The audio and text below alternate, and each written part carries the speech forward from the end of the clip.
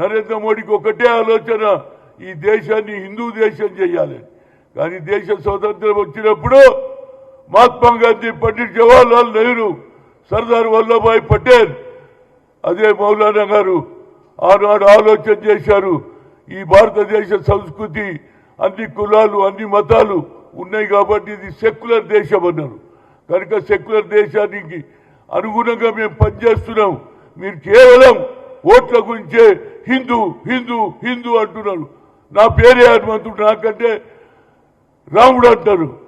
రాముడు చెప్పినాడు రా బాబు, బీసీలకు అన్యాయం చేయమని చెప్పిండా అని అడుగుతున్నా నేను. బీసీలు కూడా ఈనాడు అట్టడుగున్న ప్రజలు, వడ్డేరు వాళ్ళు, మంగళ వాళ్ళు, వడ్రంగి వాళ్ళు, కమ్మరి వాళ్ళు, అన్ని సంచార జాతులు ఉన్నాయి రా బాబు. ఇంతమందికి ఎందుకు అన్యాయం చేస్తున్నారు అంటున్నా.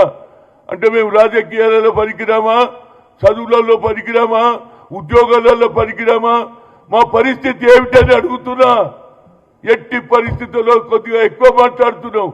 రాష్ట్రానికి నిన్ను గెలిపిస్తే నువ్వు ఇవాళ దానికి రాష్ట్ర ప్రభుత్వం అభివృద్ధి చేస్తుంటే దానికి నువ్వు వ్యతిరేకంగా చేస్తున్నావు. వచ్చే ఎన్నికల్లో తప్పనిసరిగా నీ గుణపాఠం చెప్పి తీర్థం. ఇప్పటికన్నా ఈ కులగన జరగడానికి ప్రయత్నం చేయి. ఎందుకంటే సరే అని పెట్టి ఉన్న ఓట్లు తీసే కార్యక్రమాలు ఉన్నారు. కానీ మా సంఖ్య అవసరం లేదా? మా ఓట్లే కావాలన్నా? మేము ఓట్లు వేసే విషయంలో మానే అడుగుతున్నాం, మా రైతు గురించి అడుగుతున్నాం. కనుక తప్పనిసరిగా రాష్ట్రానికి అభివృద్ధి చేసే పనిలో రేవంత్ రెడ్డి ఉంటే దానికి అడ్డం పడుతున్నాం, దానికి ఏదేదో మాట్లాడుతున్నాను. ఆఖరికి రాహుల్ గాంధీ దేశానికి ప్రధానమంత్రి కాడు కాడు కాడు అంటున్నావు. ఎవరిచ్చినా నీకు ఈ జ్యోతిష్యం? కేవలం మాట్లాడడమేనా? అభివృద్ధి గురించి ఎందుకు మాట్లాడవు? మేము ఆనాడు ఎప్పుడైతే కులగన జరిగి నరేంద్ర మోడీని కలిపిమంటే అప్పుడు కలిపియలే. సాక్షాత్తు ముఖ్యమంత్రి గారు వచ్చి ఢిల్లీలో Jantar Mantar as a chief minister ఈ సేట్ పొద్దుటి నుంచి సాయంత్రం వరకు కూర్చుంటే కూడా నీకు కనికరం లేదు. అంటే బీసీ ఓట్లు అవసరం లేదా? కేవలం అగ్ర కులాల ఓట్లు ఎన్ని ఉన్నాయి మీకు చెప్పు. ఇవాళ అగ్ర కులాలు ఉన్నటువంటి రాహుల్ గాంధీ బడుగు బలగిన వర్గాల గురించి ఆలోచన చేస్తున్నాడు. బీసీలకు న్యాయం జరగాలన్నాడు. అదే సోనియా గాంధీ గారు ఐఐటి ఐఐఎంలో ఆనాడు రిజర్వేషన్ లేదంటే సుప్రీంకోర్టు కొట్టేస్తే అప్పుడు ఓబీసీ ఎంపీస్ కన్వీనర్గా నేను పోయాను. Madam, talent is not anybody's property, God has given to everybody. కనుక మాకు న్యాయం జరగాలన్న. ఏం చేయాలన్న? Why don't put a word to doctor Manmohan Singh అన్న. మన్మోహన్ సింగ్ గారు బిల్లు వెళ్తే పాస్ అయిందా లేదా? అన్ని అసెంబ్లీలో అన్ని పార్లమెంట్లో మా సంఖ్య ఎక్కువ ఉన్నది. మేము ఓట్లు % ఉన్నటువంటి మా ఓట్ల లెక్క ఎందుకు ఉండదు అని అడుగుతున్నా. మా అభివృద్ధి అవసరం లేదా? మా పిల్లలు చదువుకోవద్దా? మా పిల్లలు ఐఏఎస్ కావద్దా? మా పిల్లలు ఐపీఎస్ కావద్దా? అదేవిధంగా రాజ్యాధికారంలో మా షేర్ కూడా ఉండాలి. మొన్న జరిగినటువంటి లోకల్ బాడీలో బీసీలు 52% గెలిచారు, సర్పంచులు అయింది. అదేవిధంగా చైర్మన్ వైస్ చైర్మన్ అయింది. మా సంఖ్యను మీరు అండర్ ఎస్టిమేట్ చేస్తున్నారు. బీసీలు తిరగబడితే మీ ప్రభుత్వం ఉండదు. ఛాలెంజ్ చేసి చెప్తున్నా. మా ఓట్లతో ఎవరైనా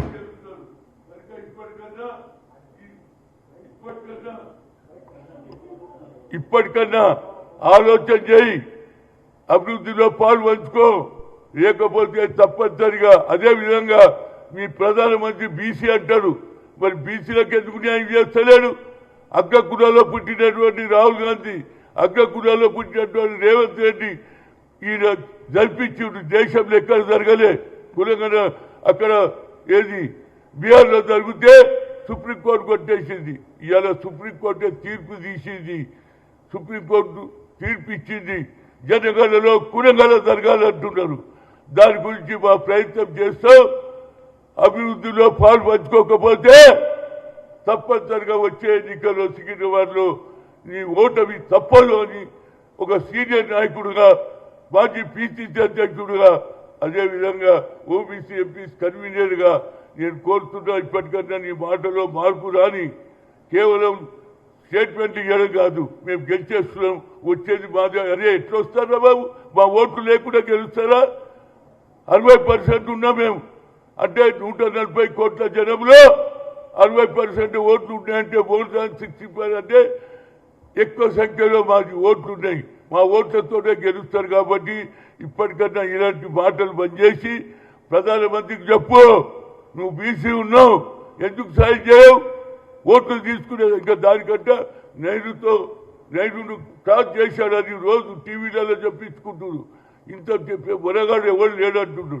బీసీలకు ఏం చేసినావురా బాబు? నువ్వు ఏ బీసీకి న్యాయం చేసినావు చెప్పు. నువ్వు వచ్చిన ఈ మూడు సంవత్సరాలు 3 సార్లు వచ్చినావు. బీసీల గురించి ఎప్పుడైనా న్యాయం చేసినావా? నేను 3 సార్లు కలిసినా. మాకు ఒక సెపరేట్ మినిస్ట్రీ ఇవ్వన్నా, మా బడ్జెట్ పెంచమన్నా, అది చేయలే. కురగానే జరుగుతుంటే చేస్తా అన్నాడు రాజ్నాథ్ సింగ్ హోమ్ మినిస్టర్. ఇప్పటి వరకు ఇప్పుడు జరుగుతుంది, జనగానే జరుగుతుంది, కురగానే పెట్టారట. ఏం న్యాయం అండి ఇది? న్యాయమేనా? మా ఓట్లు అవసరం లేదా? ఆ కాలం పెడితే అయిపోతుండే కదా. మీరు ఎస్సీల కాలం పెట్టిండ్రు, మాకు సంతోషం. ఎందుకంటే వాళ్ళు తరతరాల నుంచి అనగదొక్కబడుతున్నారు. బావుల దగ్గర రానియలే, గుడ్ల దగ్గర రానియలే. అంత చెప్పిన వాళ్ళ రిజర్వేషన్ ఉంటుంది. కానీ మా రిజర్వేషన్కి ఎందుకు వెనుకాడుతున్నారు? అంటే మా ఓట్లు అవసరం లేదు, కేవలం హిందూ ఓట్లు అంటున్నావా? హిందువులలో కూడా బీసీలు ఉన్నారు, నువ్వు అది మర్చిపోతున్నావు. బీసీలను మేము రెచ్చగొడితే ఇవాళ నిన్న జరిగింది. ఏది 100 రోజులది, పట్కార్ వాళ్ళది. అక్కడ కూడా న్యాయం. పిల్లలు కూడా మా వాళ్ళు ఫస్ట్ క్లాస్లో పాస్ అవుతున్నారు. చదువు వచ్చింది మాకు. మహాత్మా జ్యోతిరావు పూలే 18th సెంచరీలో చెప్పాడు, చదువుకుంటేనే భవిష్యత్తు అన్నాడు. ఆ చదువు ఇవాళ అందరికి వచ్చింది. అందువల్లనే బాబాసాహెబ్ అంబేద్కర్ చదువుకొని బ్యారిస్టర్ అయి ఈ దేశానికి రాజ్యాంగం రాసిండు. ఆ రాజ్యాంగాన్ని కూడా తుంగలో తొక్కుతున్నారు. తప్పనిసరిగా కిషన్ రెడ్డి గారు, అభివృద్ధిలో నువ్వు పాలు పంచుకోకుంటే వచ్చే ఎన్నికల్లో నీ ఓటమి తప్పదు తప్పదు తప్పదు అని చెప్తున్నా. ఇలాంటి భాష ఏదో రాహుల్ గాంధీ గారు రాసిస్తాడట. ఆయన ఏది ఒక్కేస్తాడమ్మా. అరే బాబు, ఓట్లు వేసేటోళ్ళు ప్రజలు అయినా నువ్వు కాదు, నిన్ను కూడా ఓట్లు వేస్తేనే గెలిచినావు. కానీ ఆ ఓటర్లకు అన్యాయం చేస్తున్నావు. ఇప్పటికన్నా నీ మాటలో నీ ఆలోచనలో మార్పు రావాలి. నరేంద్ర మోడీకి చెప్పి కురగానే కూడా బీసీలను కూడా ఏది సరిగా బీసీలను కూడా ఇంక్లూడ్ చేయాలి. సుప్రీంకోర్టు చెప్పిన ఆర్డర్ను కూడా నువ్వు వ్యతిరేకం చేస్తున్నావు. ఇది కంటెంప్ట్ ఆఫ్ కోర్ట్ అవుతుంది. కానీ మేము అలా చేయదలుచుకోలేదు. జ్యుడిషియరీ అంటే ఒక వాల్యూ ఉన్నది. జ్యుడిషియరీ అంటే అందరికీ వాల్యూ ఉన్నది. జ్యుడిషియరీకి కూడా అవమానం చేస్తున్న ఈ ప్రభుత్వానికి తప్పనిసరిగా వచ్చే ఎన్నికల్లో బుద్ధి చెప్తాం. ఈ దేశానికి ప్రధానమంత్రి రాహుల్ గాంధీ అయ్యే వరకు నా పోరాటం కొనసాగుతుంది. Thank you.